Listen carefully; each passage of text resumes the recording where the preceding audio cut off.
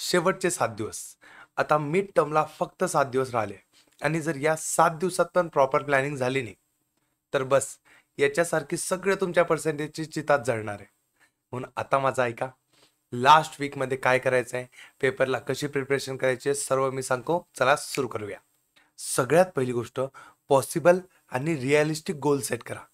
ते म्हणजे कसं माहिती आहे का, तर प्रत्येक सब्जेक्टसाठी तुम्हाला माहिती आहे तुमचा मॅथ्सचा अभ्यास किती झाला आहे, तर त्यानुसार एक गोल सेट करा की मॅथ्समध्ये मला एवढे मार्क्स मिळालेच पाहिजेत. सायन्सचा किती अभ्यास झाला आहे त्यानुसार तुमचा सेट करा की एवढे मार्क्स मिळालेच पाहिजेत. मला सायन्सच्या पेपरच्या आधीच्या दिवशी सुट्टी आहे, जेणेकरून मी रिवाईज करून घेईल, म्हणून सायन्स वनमध्ये एवढे मिळालेच पाहिजेत. असे रिअलिस्टिक गोल सेट करा. असं नाही करायचं की 95+ पाहिजेत. ते सेट करणे नाही आहे. गोल सेट करणे म्हणजे प्रत्येक सब्जेक्टचा गोल सेट करा. केलाय? डन. आता दुसरी महत्त्वाची गोष्ट करायची आहे, ते म्हणजे प्रॉपर प्लॅनिंग. तुमचा सिलेबस किती आहे, तुमचा झालेला किती आहे आणि बाकीचा उरलेला सिलेबस करण्यासाठी काय काय ऑप्शन आपल्याकडे अवेलेबल आहे. जसं मॅथ्स असेल आणि मॅथ्सच्या पेपरच्या आधीच्या दिवशी जर एक दिवस सुट्टी असेल, तर मॅथ्सचा अभ्यास आता करण्याची गरजच नाही आहे. कारण त्या 2 दिवसच्या सुट्टीमध्ये वन शॉट व्हिडिओ आणि डिटेल व्हिडिओ पाहून तुम्ही तुमचे 4-4, 5-5 चॅप्टर आरामशीर 2 दिवसात कंप्लीट करू शकता. जसं आता सायन्स आहे, त्याचा अभ्यास आता करावाच लागतो. हिस्ट्री जिओग्राफी आहे ते आत्ताच करावा लागेल. लँग्वेजसाठी आपण स्पेशल व्हिडिओ बनवले, त्याचा अभ्यास आत्ताच करावा लागतो. ह्या गोष्टी काही सेटवाल्या आहे, त्या आधीच करून घ्या. मग यानुसार तुम्हाला प्लॅनिंग करायची आहे. आता तुमचे किती चॅप्टर आहे हे मला माहिती नाही आहे, त्यानुसार मी तुम्हाला प्लॅन बनवून देईल, एकदम चुकीची गोष्ट होईल आणि तो प्लॅन कधीच वर्क करणार नाही.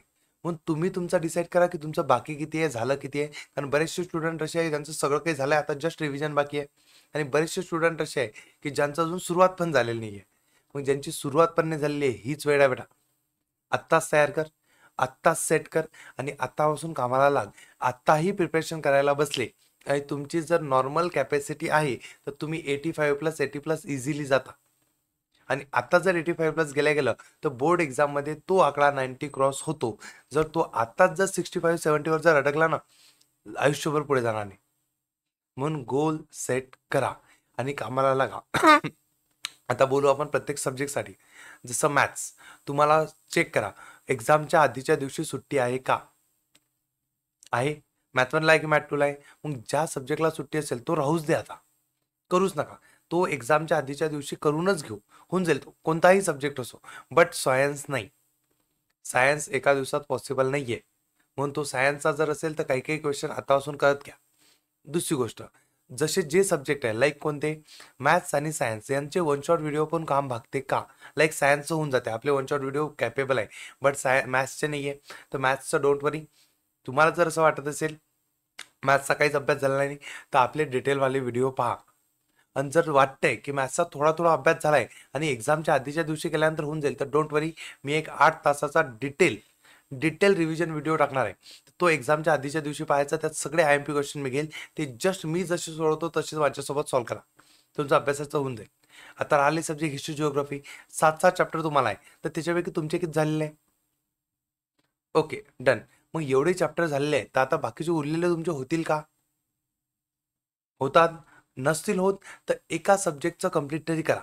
लाईक हिस्ट्री आहे तर हिस्ट्री तरी कंप्लीट करा, जिओ आहे तर जिओ तरी कंप्लीट करा. कोणतं तरी एक पूर्ण कंप्लीट करा. History, civics, sorry political science और जिओग्राफी कोणतं तरी कंप्लीट होते का ते पहा. त्यानुसार ते कंप्लिशनला जागा. त्याच्या मागे लागा की हात धुवून की हे एक तरी कंप्लीट झालं पाहिजे. झालं प्लॅन केले तयार.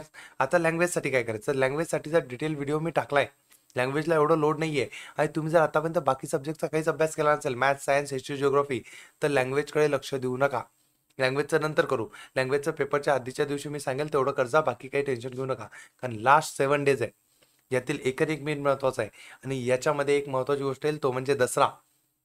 सगळीकडे घटस्थापना झालेली आहे, सगळीकडे गरबा चालू आहे, गाणे चालू आहे आणि या डिस्ट्रॅक्शन म्हणून जर तुम्ही आत्ता निघाले नाही ना, तर फर्स्ट टर्म पूर्ण वाया जाईल आणि फर्स्ट टर्म वाया गेलं तर कॉन्फिडन्स येणार नाही बोर्ड एक्झामसाठी.